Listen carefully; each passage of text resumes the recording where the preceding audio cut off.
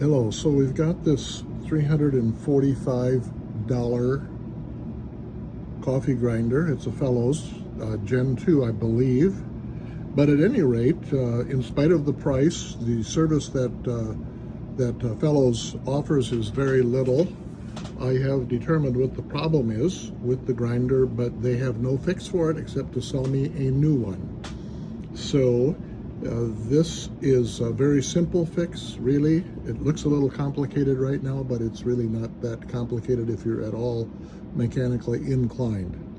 So I've taken the coffee pot apart. Now I've taken the back off. This is up on here like this. One of the things you have to do is remove these little feet. So I'm going to stick this one over here, and then also you'll see there's underneath this label, which is just sort of glued on, there's also 2 screws there. So there's 6 screws altogether to take the back off, as I've done. Then also you have to take out another screw which holds this board in place. This gets tucked down in there. This is actually tucked down in there, and then there was one screw that was holding that in place. And I had to remove that screw. And so what you come out with is this motherboard, I guess you can call it. And since that had no power to it whatsoever, in other words, it just acted like it had no power going to it, I looked, and sure enough, there is a little fuse here. And I will point out this fuse. That is this right here. That is a fuse that cost me about 60 cents to buy. And I actually, unfortunately, had to buy 10 of them for $6, but they were readily and easily available. And I have used my tester, setting it to the ohms. Not going to actually do it now, but I've used my tester, and I have run it across the back side, the 2 little points where this fuse is connected, which would be here and here. And sure enough, that fuse is blown. And so I'm planning to replace that fuse, and then to be sure that there's power going to the grinder after that. So for the price of a 60-cent fuse, I could avoid having to buy another $345 coffee grinder. Now what I plan to do is to use my soldering iron to heat this spot and to heat this spot, and I will at the same time use something like this needle nose pliers here to hold the fuse from the other side and hopefully pull it out without too much of a problem, which then should leave me with 2 holes, and I'll be able to install the new fuse. Hopefully this will work. I'm not the greatest electronic solderer, but we'll give it a try. I've done this kind of thing before, and it's not as bad or as intimidating as it sounds. So I used my fine tip but cheap soldering iron, which I purchased for about $9 on Amazon. Maybe it was a little bit more. I can leave the link to that online, as well as the link to these fuses. And so what I've done is I've unsoldered, do the best I can to show you here. I've unsoldered those 2 points there, actually, of course, from the other side, because that's where the solder is. And I was able to actually push this through very lightly, so I know that I have my, the holes are big enough. And in fact, I can show you now, put that down, and here's the new 60-cent fuse that, instead of having some way to replace this, Fellows would rather have you buy a new $345 coffee grinder.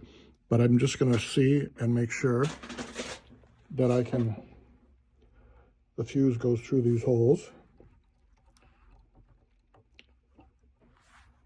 which I've already tried, and I know that it does. Sorry about that. Anyway, it does go through those 2 holes, and so then I'm going to put those through. I'm going to cut them off a little bit shorter and then just solder them, and we'll see what happens. Since that little fuse was moving around too much and I have to turn it like this in order to solder it, I decided to just take a little bit of duct tape and just kind of wrap it around there to hold it into place. Again, since I don't have the other either proper equipment or the extra hand to get it. But you can see the two little tips sticking out there, which I will then now solder into place. So I couldn't tape the actual soldering job, but you can see that these two tips, that one and that one, let me find a better pointer. That one right there and this one right across that little slot there. Those two tips are now soldered into place, and I will check it again with the ohm meter to be sure that I didn't damage the fuse or overheat it. I don't think I did. The solder went in pretty quickly. I've used my ohm meter to check across the one on each side of that little slot that you can see there, and did determine that the fuse was working well. It wasn't blown. I didn't burn it out or anything by doing this. So now I'm going to start to put things back together. I didn't mention before that I had, of course, to take a lot of these off, and I did take a picture ahead of time so I know where they all go afterwards, although there is also labels under here telling what color is supposed to go where, for example, there. And also I wanted to say that you can't just pull these things off. You have to use a little something to take this tab. Let me show you to get these off better. I saw another YouTube video where the guy just jerked and jerked and jerked on them until they came out. But right here, there's a little tab. Sorry, right there. And you just take that and push something in that, and then those little, these connectors will come right off. See if I can get this good. See, there's a little tab there. You can see that little tab. And that you just have to find a little something to push in there that will release the connector, and it'll pop right off then.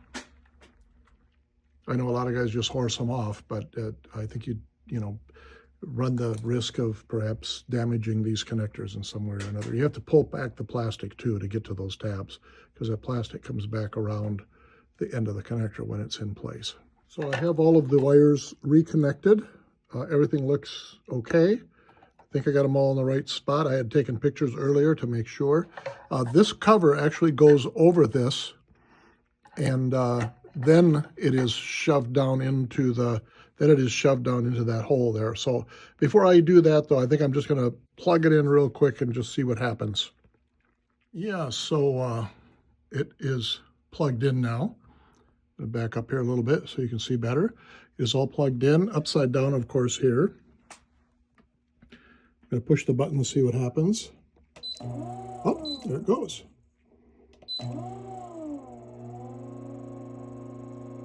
As far as I can tell, it's working properly. We won't know until we get it all together. I am actually waiting on one more part from Fellows, which they sent January 3rd. They sent it to me via regular postal service. It is now the 16th of January, and I still have not received it.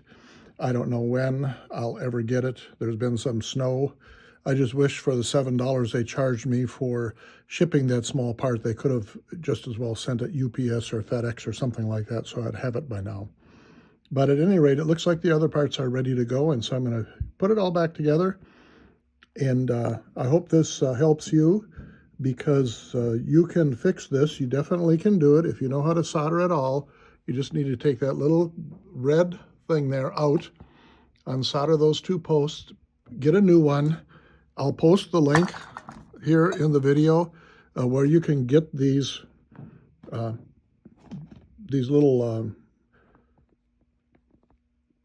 I want to say circuit breakers, but they're really fuses. You get these fuses for a cheap price, and also maybe where you can get that soldering iron in case you're interested. It was a good one for $9 or $10.